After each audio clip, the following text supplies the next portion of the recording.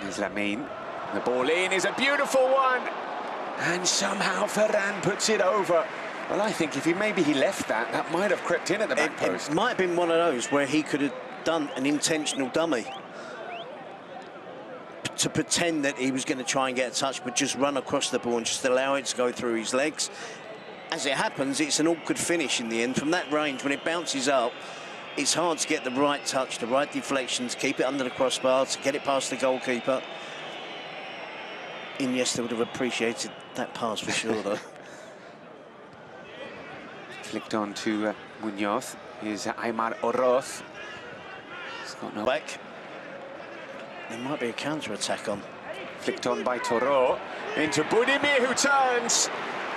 Well, he didn't connect as he would have wanted, the Croatian. And it's simple enough for Joan Garcia. First sight of goal for Osasuna. I feel he possibly should have done better there as well. Now comes Herrera.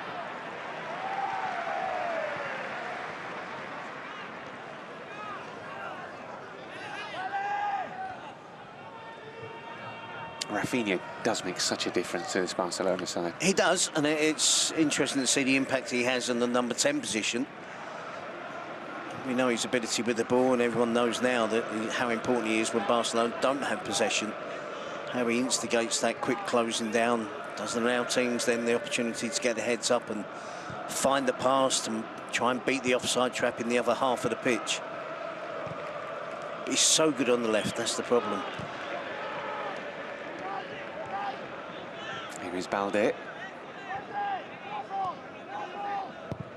In from Rashford. That ball in from Marcus Rashford, which we just saw there. We've seen him do that time and time again this season, and it's been really effective. We played a very similar pass for the second half.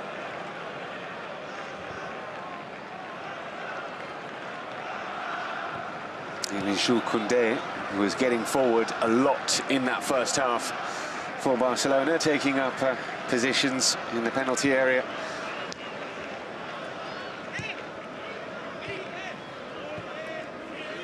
Here is Lamine. Wins it back. Still Lamine Yamal.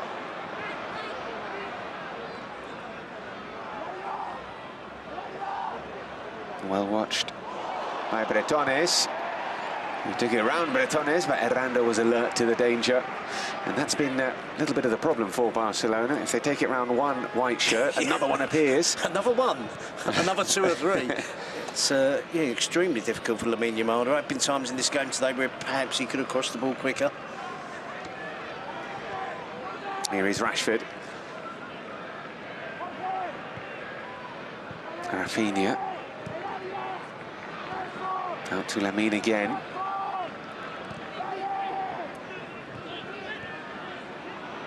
Ferran, Pedri. Rashford, space for the shot maybe. Quick feet. And Boyomo giving away a free kick in a really dangerous position.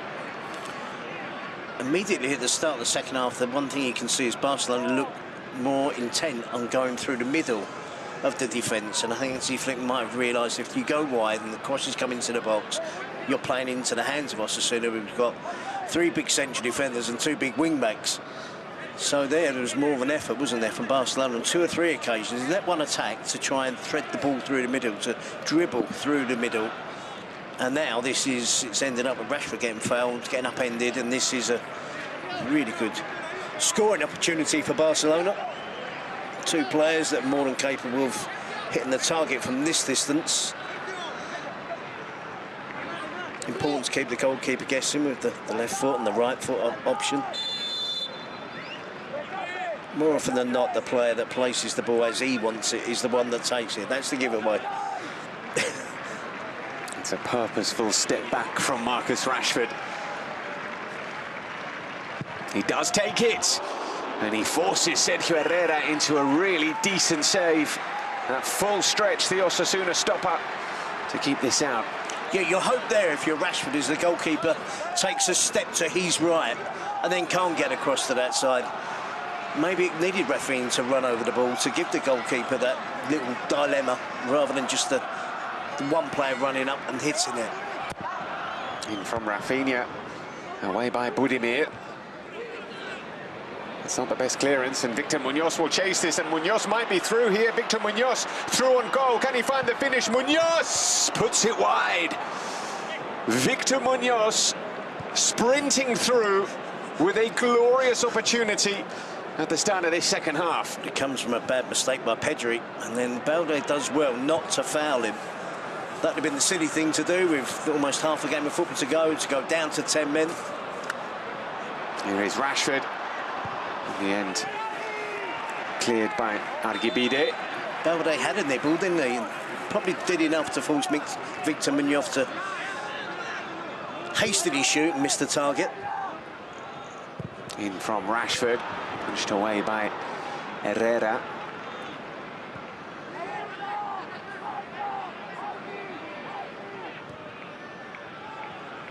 The team tonight because of a fine performance the other night on Monday night. I can't understand why Lewandowski's not on, or Frankie de Jong's not on, maybe even Fermin Lopez. Here is Rafinha! Now I do. There is the breakthrough for Barcelona. It's finally come, and it's the captain, Rafinha, with a thumping finish to give Barcelona the lead. Well, it's the personnel that were taking on those long shots, Balde, Kubasi. When it comes to Rafinha, it's a totally different proposition altogether. Drives towards the edge of the penalty box. For once, OSASUNA, they don't get out, they don't close him down. And he just wraps his foot around the ball. He whips it viciously, with pace, into that bottom corner. Sergio Herrera with weight onto his right foot. Couldn't react, couldn't get back across. The pace was too much. It's a brilliant goal from Rafinha. Hasn't been his best game, but he's come up with the goods again for Barcelona. An explosion of relief from Hansi Flick on the... Just a warning there for Barcelona. It looked to me as if the only reason I think was Catena went down was he was clipped, and that's the only reason he collided with Joan Garcia. He didn't foul Joan Garcia. Koundé, and at the back post, Rafinha makes it 2, and that should be that for Barcelona. Rafinha at the double, a simple finish for the Brazilian, and Barcelona edging towards a big victory, taking them 7 points clear at the top of the table. Well, OSASUNA are complaining. Rafinha and his teammates are celebrating. Well, it's a tapping at the far post, isn't it? Why are OSASUNA complaining? No offside there. Deflection comes from an OSASUNA player who's intentionally trying to play the ball, Catena. Possible that Rafinha was in an offside position, but when the ball was transferred to him in that manner, I don't see how that is going to be ruled offside. It was an offside when the initial cross was made by Koundé. I think the OSASUNA players are clutching at straws here.